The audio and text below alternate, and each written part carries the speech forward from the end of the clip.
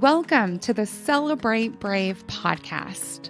I'm Nicole Steinbach, your host and the International Bravery Coach, on a mission to redefine brave, how we identify it, live it, and most importantly, celebrate it. Because when you build your brave, you change your world, and that changes the world. Talk about something to celebrate. Let's go. Hello, brave people. So today is my very first guest interview. And my guest interview is so special to me and actually played a huge role in my development and stepping into the movement to shift how we define, identify, and celebrate brave. So please welcome Cora Haenelt. She is, wait for it, she is currently 18 years old, and she shared the stage with me at the Grace Hopper celebration. If you're not familiar with the Grace Hopper celebration, please inform yourself. This is the world's largest celebration for women in tech, and it is hosted by Anita B., which is an organization focused, driven towards equity and inclusion in all parts of tech. So you know I'm a member. You know I'm thrilled. So back to Cora. So the story, and then I'm going to welcome Cora onto and her voice onto, but first, context and story. So Cora, I actually got to meet her over her mom, who was my colleague at the tech company that we both worked at. I had submitted to Anita B. Quick side story about being brave. I had tried to submit through the company I was working at for a couple of years, and I was told every year, this is not what they want at Anita B. And so I didn't. And then for some reason, I think it was 2019, right? In 2019, I decided, you know what? I'm just going to submit on my own. I'm not going to go through the company. I'll just do it on my own. No, it was 2018. Anyways, and it was accepted. It was accepted like lickety split. Got lots of really positive feedback. So I was stoked. So long story short, if you think that you have a good idea, you think that you're passionate about it, you feel the excitement, ignore the naysayers and do it anyway. So it's been accepted. I'm now in this preparatory circle inside of the company that I'm currently working for. Because when it was accepted, then of course I was accepted. So isn't that funny? Anywho, and I get this email from a woman who is also going to the Grace Hopper.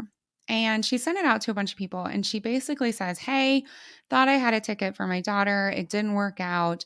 Does anyone have any leads? Well, I knew some people who were working at Anita B because I'm super passionate about women in tech. They were either full-time employees, they were volunteering, or they were actually on the content committees. So I reached out, no bones. There was just nothing that they could do through formalized channels. So I wrote back and said, I'm so sorry. I reached out. Unfortunately, huge demand, no tickets, whatever. And my colleague writes back to me and she says, this is a crazy idea, but would you be open to having my daughter, who at this point in time I've never spoken to, be your co-speaker? And I was like, wait a second, young, interested in tech, female, hell yes. So I wrote back, yeah, let's do it. Let's figure it out. The only thing is that she has to actually be active in the prep as well as on the stage. Is she good with that? Yes. So we get on the phone. I give her a few exercises. It's obvious that she's nervous. We meet in person the first time ever at Grace Hopper in Florida. And she's going to kill it. I just know that she's going to kill it because she's been doing the work, right? We practice a couple of times. And then I kind of drop a bombshell. I remember this being a bombshell is, oh, hey, by the way, I thought it would be like 100 people. They actually put us in the biggest room possible. And I'm going to tell the guard to just let everybody in. So it's like 500 people. So we get to this enormous ballroom. There's all of these round tables. We do a practice round. She owns the stage. It's obvious that she's nervous. We're all there celebrating her and supporting her. And the day comes, we do the speech, and girl, 16 years old, German native speaker, is now presenting a model of individual change and bravery to over 500 attendees of the Grace Hopper celebration. And she kills it. She utterly kills it. Like, she knew what she wanted to say. She's standing straight on the stage. She's talking one person to one person. She's just rocking it. It ends. So much clapping, so much excitement. And then we both, as equals, sit on the edge of the stage and start taking questions and having conversation. And this huge high as we walked out. And then afterwards, tears. Like, I cried. I think, Cora, I think you cried, because it was just such an incredible release to have made such a difference. That's how I remember it. So I had to have Cora as my first guest because I don't know, because I didn't have that opportunity, but I don't think I would have said yes. I don't think I would have gotten on that stage. I don't think I would have owned it, and certainly not in a second language. So, Cora, you are now at university. You're at a technical university in Germany. It's been, I think, a year and a half since that happened. So, let us first welcome you, and then let's hear your experience, how you remember that. So it's my turn, I guess. Yes, go for it. Okay, so hello everybody. And it was quite a big surprise for me, I guess, because my mom told me there's Grace Hopper conference. I knew about that, and I knew about like how big it was, how important it was for all the people, and how amazing it is. But I've never been there before. So she told me, yeah, you can join me and just take a glimpse at it and meet new people, maybe ask what they did in their career and how they achieved their goals. And I said, yes, great opportunity. I right away join you. And then she said, yeah, but there's a little problem. You need to give a little speech as a co-speaker. And I've never been on a stage before and only doing some little presentations in front of my classmates. And it was quite a huge surprise that she suddenly told me, yeah. And by the way, are you willing to do a presentation? Are you willing to give a presentation? And I was like, yeah, if that's the only opportunity to go there, I'll right away do it. And and I was really, really, really nervous. I've never been that nervous before in my life because, as Nicole said, it's not my native language.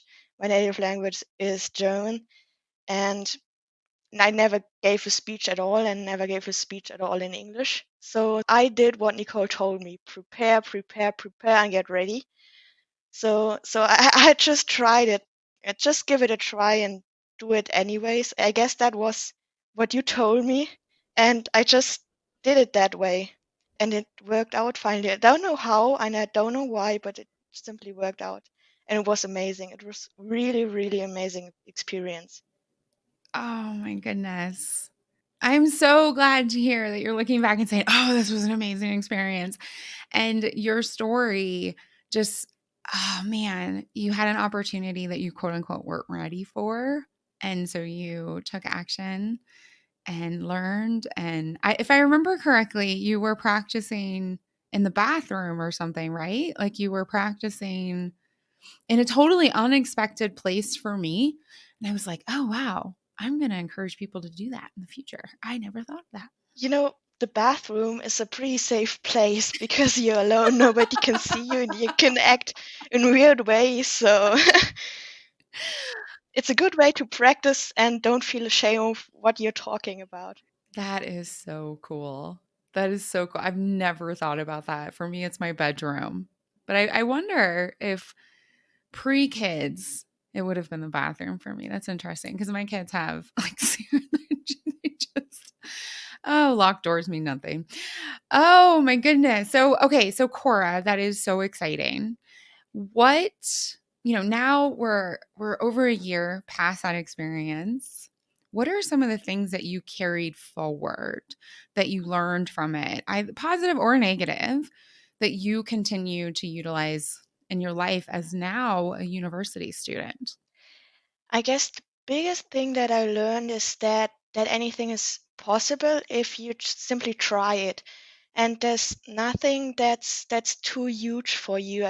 That's people will tell you if you can't achieve a goal.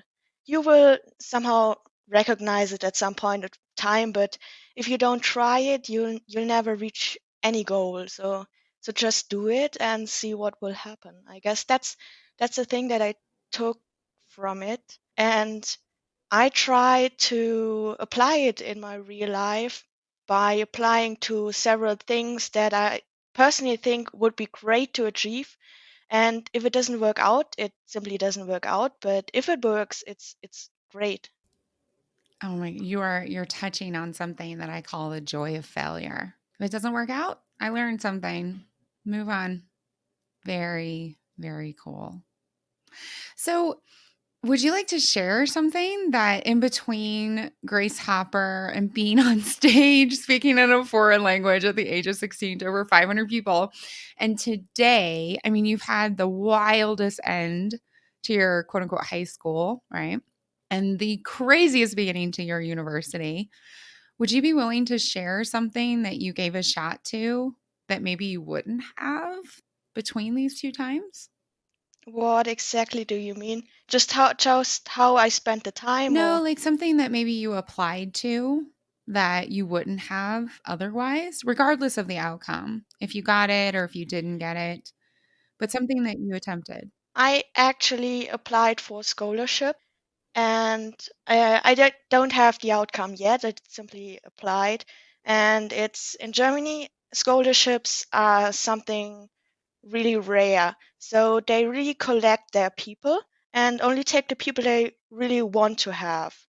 And so it's quite hard to get a scholarship, and you don't get that much money. It's more like we connect people and we offer people possibilities like language courses or different things like where people can visit companies or such things. And I applied for such a scholarship, and I see what happened. Congratulations. Oh, I'm excited. I want to hear about that. Very cool. Thank you.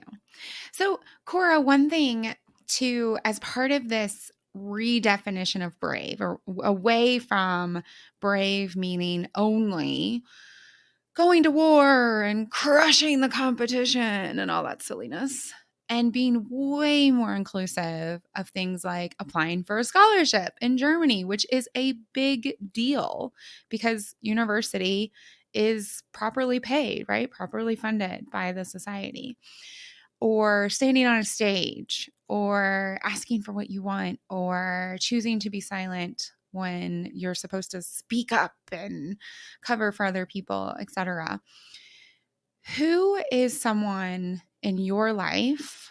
It doesn't have to be directly in your life, like anybody that you look up to that is your role model or a role model of yours for living a brave life.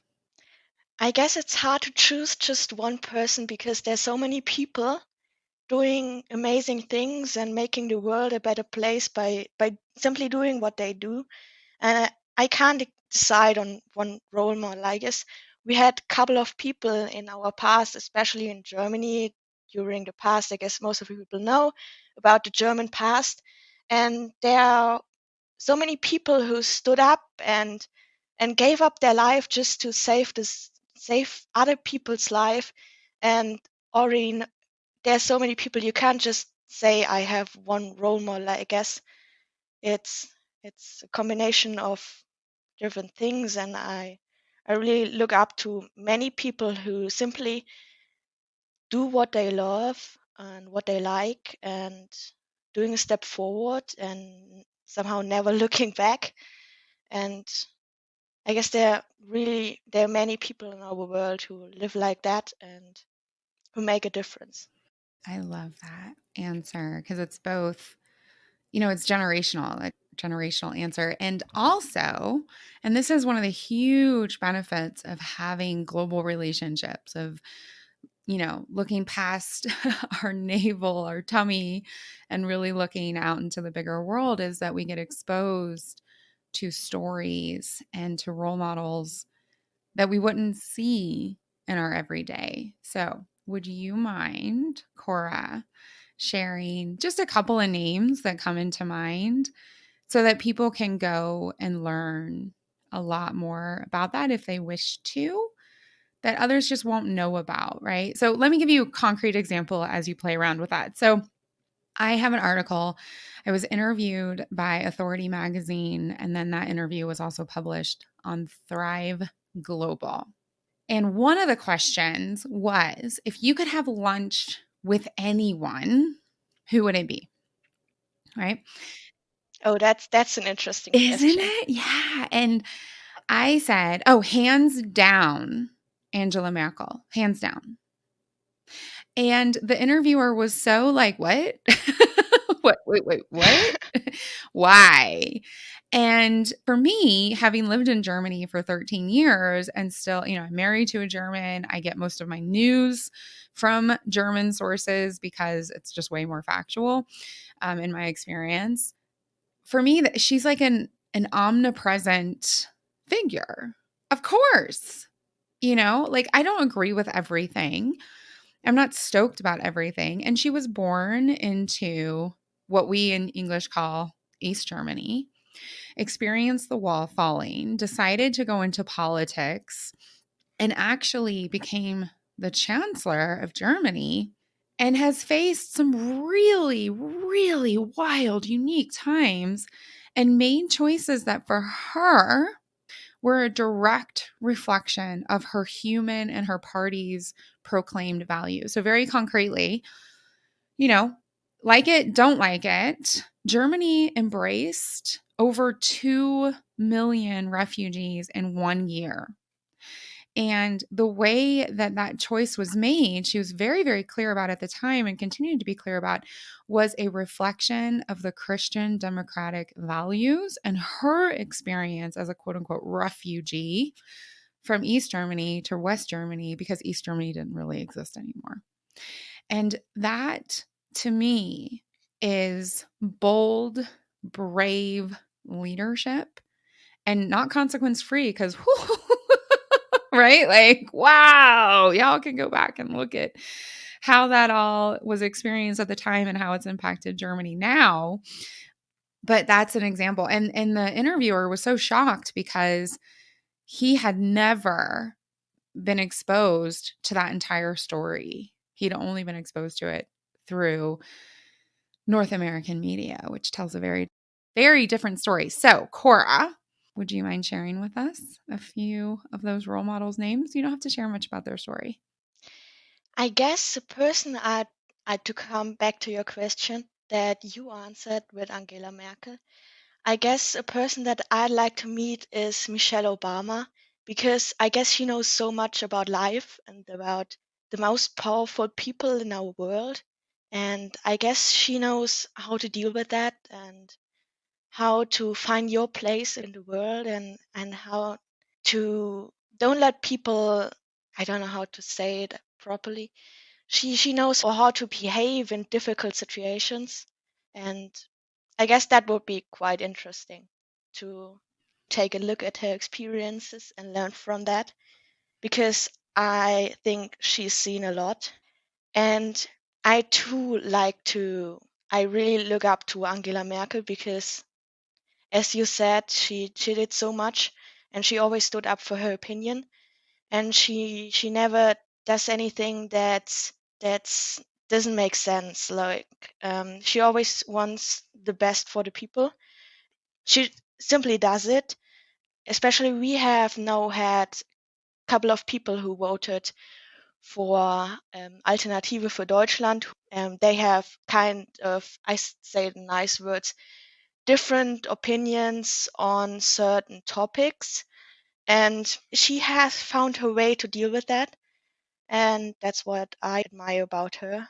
I agree with you for Alternative for Deutschland. And I am not going to be as polite. I'm going to say these are people who have their voting campaign was literally Germany for Germans. And having been a non German, paying a lot of taxes, raising my children, volunteering, and helping to make Germany an even better place because it's already great, but even better.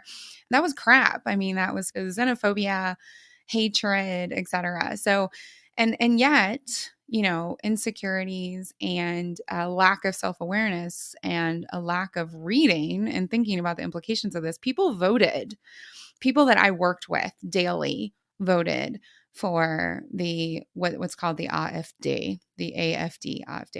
And what so much impressed me, and I love that you bring Michelle Obama and Merkel into this because they were both part of this conversation in different, very different ways and very different cultures, is still saying that's unacceptable. That your value is a value that is unacceptable, right? Xenophobia, racism, hatred is unacceptable. And here you are, duly elected. We need to find a way to continue to work forward, but not compromise down to your level. You need to figure out a way to come to be a part of this whole table. Here's space, figure out a way to be there, right? We're not changing tables. And that is a level of maturity that I have yet to reach. Because I'm like, take your hatred and go home. But I love that you brought those two examples to the table. Thank you so much because it just brings so much forward. So, hey, question, having shared these stories, right, these moments of standing on a stage, but also this entire process you've gone through in applying for this very prestigious scholarship, how do you experience bravery? So, you know, for me, it's like this foundational weight at the bottom of my spine so that I can lean forward. For other people, they say things like, oh, I just get so excited or my heart starts to thump. Like, how do you experience that, Cora? Okay, the good thing about it is that people don't see if I'm nervous. They maybe hear it in my voice if they know me well or if people are trained to see it, but I can hide it pretty well. But the only thing that happens is that my legs really start shaking. If I'm doing something brave and I'm nervous about it, if it will have a good outcome. So my legs start shaking, and an example is I had to give a speech at, we got our grades at the end after the final exams in high school. That's what we call Gymnasium in Germany. And I had to give a speech, and I was standing there, and suddenly my legs started shaking because I had to write my own speech. And I just wanted the people to feel my speech and to be excited about it. And I didn't want anyone to just start sleeping. So I was really nervous and excited. And at some point, I had to grab or hold onto the table in front of me because my legs started shaking so much. And that's where I feel bravery when my body simply starts shaking and I can't do anything about it. But that's exactly the point where I'm about to do something that's bringing me a step forward. So although I hate those situations, kind of hate those situations and hate Yes. that I can't control anything, it's exactly those situations that are good and useful. Oh my goodness. I love that story. Yes, the legs shaking and the heart beating and like grabbing onto something for some external stability for the internal calming. That is oh, Actually, no one saw that. really? No one recognized it. Yes. And they were all like, "Cora, she is so cool." Yes. Yeah, But I was so nervous. beautiful. Beautiful. Oh, thank you for sharing that story. So I'm going to ask two more questions. The first question is, what piece of advice do you have for people to step into their own moments of bravery?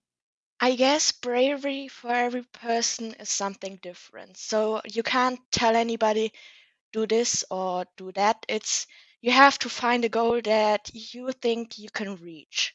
That's somehow in your range. I wouldn't set my goal couldn't be I want to be president of the United States because I'm not US citizen. So that's the wrong goal.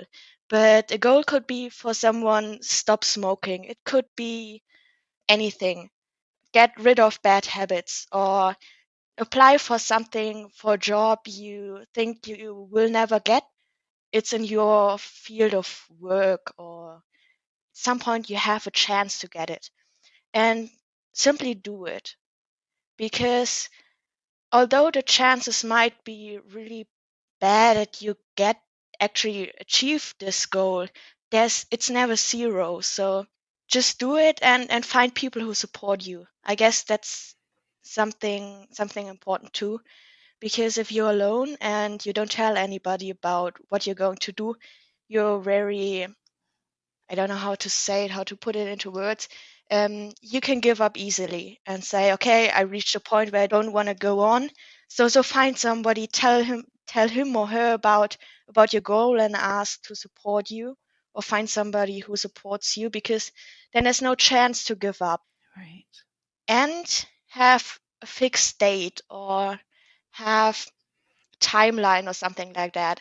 I had to, I when we go back to Grace Hopper, I had a day where I had to deliver, and I had to do something, change something, learn something till this date. And if I didn't do that, well, it would have gone really bad.